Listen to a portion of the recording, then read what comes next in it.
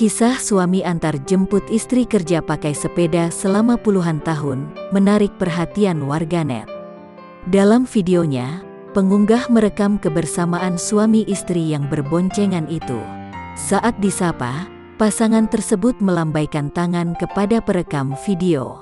Video itu direkam oleh Ine, 35, dari Purbalingga, Jawa Tengah.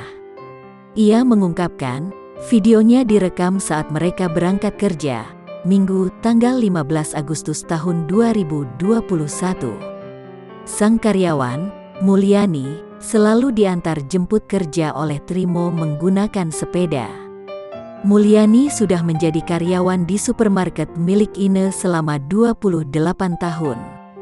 Ine mengatakan, selama 26 tahun menikah, Mulyani selalu diantar jemput oleh suami saat bekerja. Dirinya pun mengaku lebih memahami arti bersyukur ketika melihat kebersamaan Mulyani dan Trimo.